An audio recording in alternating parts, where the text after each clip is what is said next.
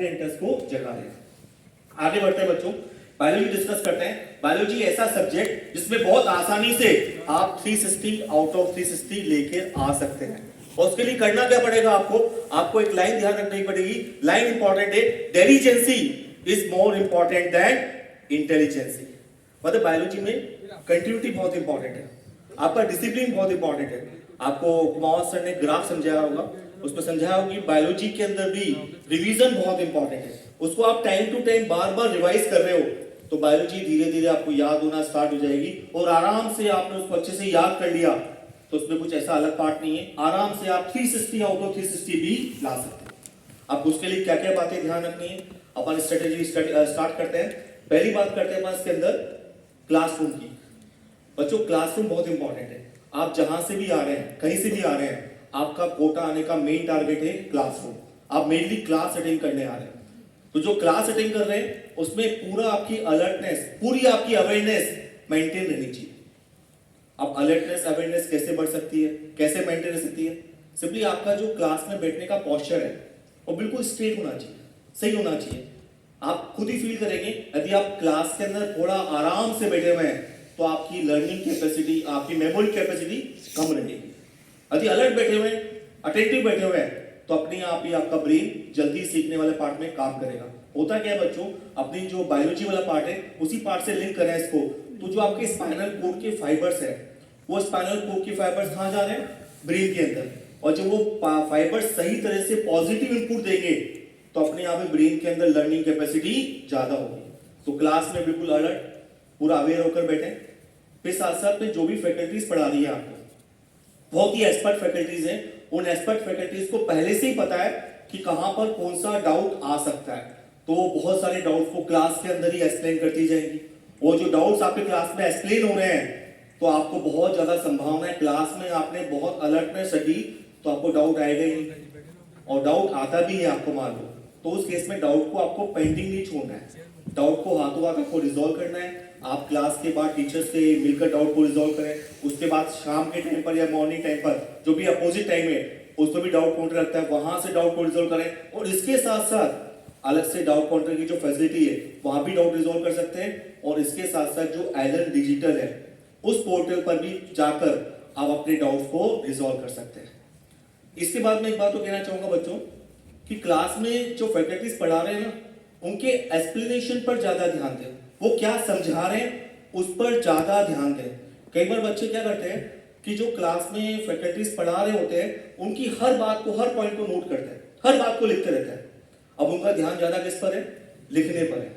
तो क्लास में जो टीचर एक्सप्लेन कर रहे हैं ना उस पर इतना ध्यान नहीं उनका, और कहीं ना कहीं इसी बात से वो जो एक्सप्लेनेशन है उसको मिस कर जाते हैं, और फिर उसी बात को आगे जाके उनको रखना पड़ता है, याद नहीं करना पड़ता, उसको रखना पड़ता है। मेरा कहने का मतलब है कि जो एक्सप्लेनेशन चल रहा है ना उसको आप बहुत ध्यान से सुन लोगे ना तो अपने आप वो बातें फिर आपसे एक अच्छे कंसेप्ट की फॉर्म में माइंड में सेट हो जाएगी और भी वो आराम से आपको याद हो जाएगी। अब कई बच्चे ये भी कहते हैं कि सर हम लिख लेते हैं ना तो हमें बात बहुत अच्छे से याद हो जाती है। लिखने से याद नहीं होती बच्चों, उसको लिखने की जगह आप उसको समझें, उसको आप इमेजिन करें, उसको आप विजुलाइज करें और साथ साथ में उसको टाइम टू टाइम रिवाइज करें तो जाके अच्छे से याद हो। तो बिना बात के लिखने की जरूरत नहीं है, जो इंपॉर्टेंट पॉइंट्स वो लिख लिए अपन ने वो अच्छी बात है, पर ऐसे बिना बात के लिखने में बहुत ज्यादा टाइम वेस्ट ना करें, उससे ज्यादा अपन समझने पर ज्यादा ध्यान दें। उसको अपन एक्सप्लेन करके समझेंगे तो सिंपली आपको अच्छे से वो याद रहेगा। नेक्स्ट पॉइंट में बात करता हूं, आप जानते हैं आपकी बायोलॉजी के अंदर एनसीईआरटी की बहुत ज्यादा इंपॉर्टेंस है। तो हमने क्या किया है, आपके जो मॉड्यूल्स बनाए ना उस मॉड्यूल्स में पहले से ही 100% एनसीईआरटी को इंक्लूड कर दिया है। आपको पता भी है कि एनसीईआरटी कौन से कलर से मॉड्यूल के अंदर है? ब्लू कलर से पहले से उसके अंदर प्रेजेंट है। इसका मतलब ये बच्चों कि जो ब्लू कलर की लाइन्स है ना वो आपको प्रायोरिटी बेसिस पे याद होनी चाहिए, वो अच्छे से पता होनी चाहिए आपको। कई बार क्या होता है हम बायोलॉजी के अंदर जो बहुत सारा मॉड्यूल का एक्स्ट्रा कंटेंट है उसको याद करने के चक्कर में हम वो एनसीईआरटी की ब्लू लाइंस भूल जाते हैं, तो वो सही नहीं है। पहले प्रायोरिटी पे आपको ब्लू कलर की लाइंस जो एनसीईआरटी की लाइंस है वो आपको अच्छे से याद होनी चाहिए। बाकी लाइंस जितना याद कर सकते हो अच्छी बात है, पर प्रायोरिटी हमारी एनसीईआरटी कंप्लीट अच्छे से पता होनी चाहिए। अब जो एक्स्ट्रा लाइंस है उसकी बात भी कर लूं आपसे मैं, जो एक्स्ट्रा लाइंस हैं मॉड्यूल के अंदर बेसिकली वो क्या है, वो एनसीईआरटी का एक्सप्लेनेशन है। एनसीईआरटी को और अच्छे तरीके से मॉड्यूल के अंदर एक्सप्लेन किया गया। आप भी समझते होंगे बात को। आप जब स्टार्टिंग शुरुआत एनसीईआरटी से करते होंगे तो आपको एनसीईआरटी समझ में कम आती होगी, पर आप मॉड्यूल पढ़ने के बाद जब एनसीईआरटी पढ़ते होंगे तो आपको एनसीईआरटी बहुत आसान लगती होगी। तो पहले आप मॉड्यूल को पढ़ें और उसके बाद आप एनसीईआरटी को एनसीईआरटी को फॉलो करें। अब इसके बाद जो मॉड्यूल एनसीईआरटी है, इसके अंदर जो भी आपने पढ़ लिया, मॉड्यूल पढ़ लिया, एनसीईआरटी पढ़ लिया, उस मॉड्यूल एनसीईआरटी पढ़ने के बाद आपको जो भी इंपॉर्टेंट पॉइंट्स लग रहे हैं उसको एक शॉर्ट नोट्स की फॉर्म में, एक आप छोटी डायरी की फॉर्म में उसको नोट कर लें। पता पड़ जाना चाहिए कि हाँ इस टॉपिक के अंदर मेन पॉइंट कौन कौन से हैं, उसको आप नोट कर लें। फिर इसके आगे हम डिस्कस करें तो आप अगर रिवीजन की बात कर रहे हैं, रिवीजन के अंदर सिंपली कैसे करना है, आपने जो भी 2-3 पेज पढ़े उसको पढ़ने के बाद आप उसको पहले विजुलाइज मत करें, पहले देखे मत उसको, बस जो भी कंटेंट है बायोलॉजी का एनसीईआरटी मॉड्यूल जो भी है उसको पहले बंद कर दें और बंद करने के बाद पहले उसको विजुलाइज करें। सर ने बताया भी होगा कि आपको इमेजिन करना है कि क्लास में क्या पढ़ाया गया। मान लो कोई डायग्राम है एनसीईआरटी का, उस डायग्राम के अंदर क्या दिख रहा है, उसकी लेबलिंग क्या है, कोई टेबल है उस टेबल के अंदर क्या लिखा हुआ है, कोई आपने सिंपली आपने कोई चार्ट बनाया है उसमें क्या दे रखा है, उसको पहले अपने आप से खुद से विजुलाइज करने का ट्राई करें। इसको बोलते हैं विजुअलाइजेशन। आपने सुना भी होगा विजुअल इमेज हमारी मेमोरी में ज्यादा लंबे समय तक रहती है, पढ़ा होगा आप लोगों ने। तो उसको आपने जो भी पढ़ा है ना उसको विजुअल इमेज में चेंज करें, उससे आपकी लॉन्ग टर्म मेमोरी ज्यादा अच्छे से स्ट्रांग हो जाएगी। फिर उसके बाद क्या करें कि आपने जो विजुअलाइजेशन कर लिया, अब इसके बाद कंटेंट को ओपन करें, फिर कंटेंट को खोलें। अब फिर कंटेंट को खोलने के बाद आपको जहां जहां पर लगे कि यार ये वाला पार्ट जो है मेरा वीक है, यहाँ पे मुझे अच्छे से याद नहीं हो रहा है, यहाँ कहीं ना कहीं मुझे कंफ्यूजन हो रहा है, तो उस वाले पार्ट को फिर हाईलाइट करना है, उसको बोल्ड करना है, उसको हाईलाइट करना है।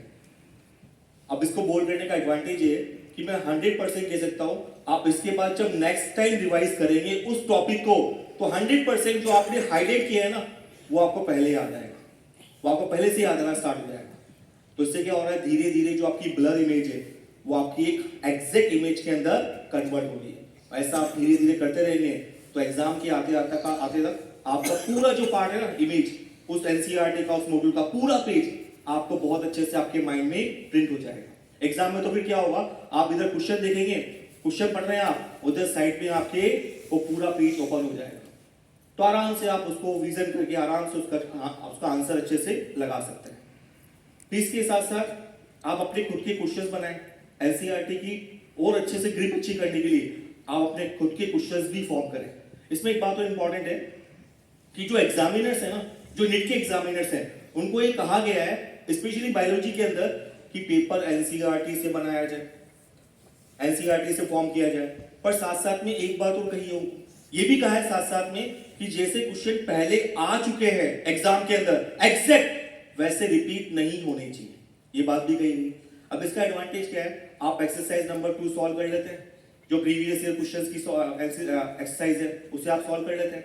तो इससे क्या होगा, जब आपने खुद के क्वेश्चन बनाने की बात कर रहा हूं, आप किसी भी कंटेंट को देखेंगे, किसी पेज को देखेंगे, आपको लग जाएगा यार ये जो पेज है इस वाले पार्ट में यहां से क्वेश्चन आ चुका है, यहां से क्वेश्चन आ चुका है, यहां से क्वेश्चन पूछ चुके हैं, तो ये जो एरिया ये ऐसा एरिया है जहां से एग्जाम में क्वेश्चन नहीं आया। तो आप अपने हिसाब से खुद से भी एक एग्जाम का गैस कर सकते हैं, कैसा क्वेश्चन एग्जाम में आ सकता है पता कर सकते हैं। मैं तो ये भी कहना चाहूंगा कि मान लो आप क्वेश्चन फॉर्म कर रहे हैं उस पार्ट से, तो उन क्वेश्चन को अपने अच्छे फ्रेंड्स के साथ, जो पढ़ने वाले फ्रेंड्स हैं उनके साथ शेयर भी करें, कहीं ना कहीं उसका डिस्कस भी करें। वो क्वेश्चन फ्रेम आप फ्रेम भी करें, शेयर भी करें और साथ में डिस्कस भी करें। पॉसिबली आप कहते हैं ना 1 + 1 = 11, तो ऐसा साथ में स्टडी करें, वो आप 1 + 1 = क्या हो जाएगा, फिर 11 हो जाएगा। फिर इसके बाद मैं आगे कहूंगा आपसे कि जो भी आप चैप्टर पढ़ रहे हैं उस चैप्टर को ऐसे पार्ट में कन्वर्ट करें जो कि 1-2 घंटे में रिवाइज हो जाए, कंसाइज हो जाए, उसको आप इजीली रिवाइज कर सके, क्योंकि लास्ट टाइम पर आपको हर पार्ट को 1-2 घंटे में रिवाइज करना आना ही चाहिए, तब जाके आपका लास्ट टाइम पर आपका कॉन्फिडेंस अच्छा रहेगा।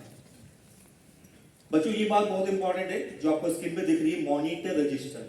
आप लोग जानते हैं बच्चों, बायोलॉजी में बहुत सारा पार्ट ऐसा है जहां आपको सिंपली लर्न करना पड़ता है, आपको याद ही करना उसके अंदर।